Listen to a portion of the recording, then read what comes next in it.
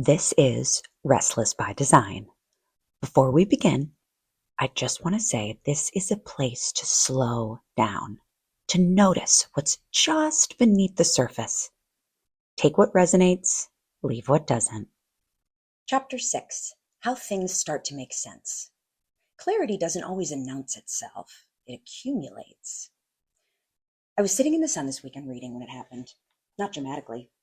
Nothing announced itself. It's just a quiet recognition, almost like remembering something I'd always known. That everything I've ever made, built, or cared about has the same thesis, the same process, just moving through different mediums. And that was it.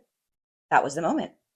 I didn't write it down right away. I sat with it, which somehow felt exactly right, but also really, really strange because it was like I was sitting in that middle ground, but kind of a little bit more towards the end.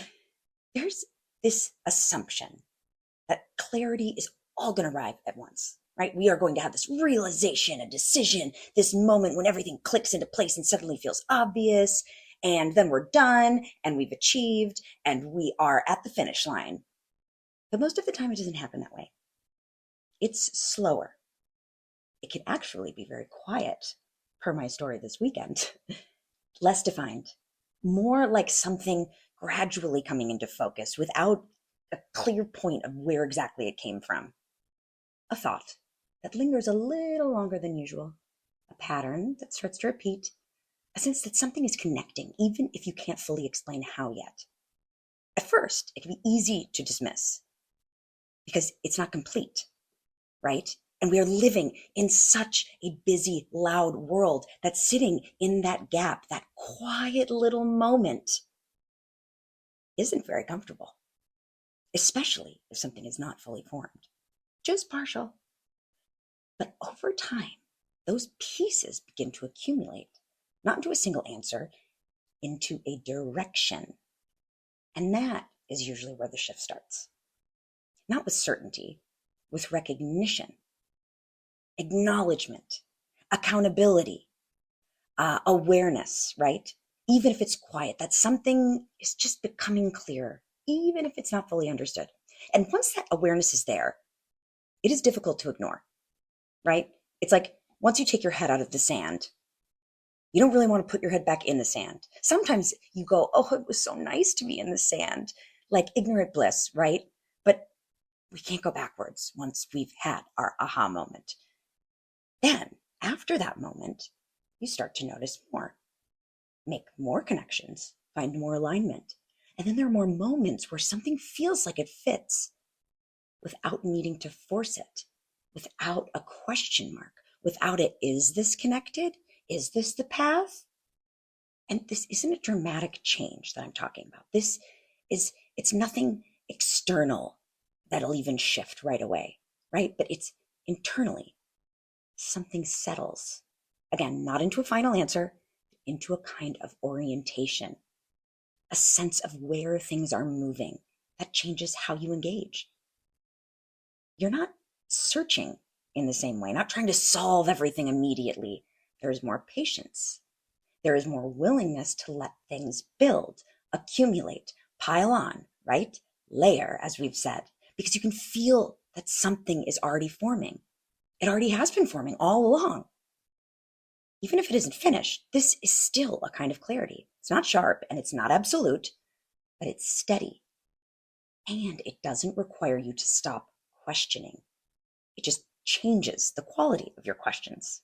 They You become more specific, more grounded, less driven by urgency. And that's how things start to make sense. Not by forcing an answer, but with something, just staying with something long enough for it to reveal its shape, which takes time and attention and a certain willingness to not rush the process.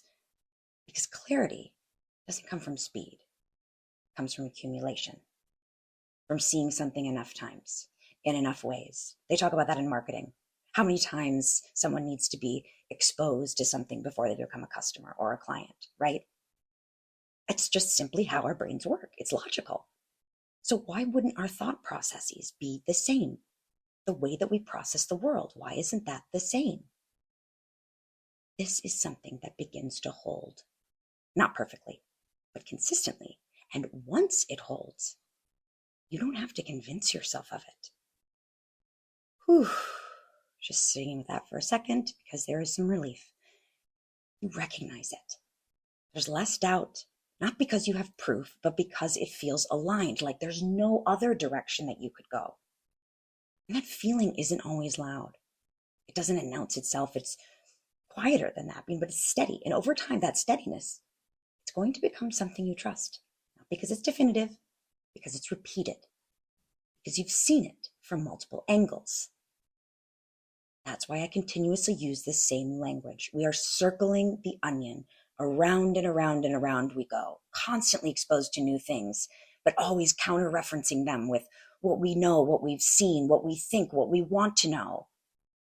This is what makes it real. There's not a single moment of clarity. It's the pattern that holds. And once you see it, you don't have to force it into place because it simply already is. And there's something that I want to add to the end of this. A lot of people say things like one step at a time.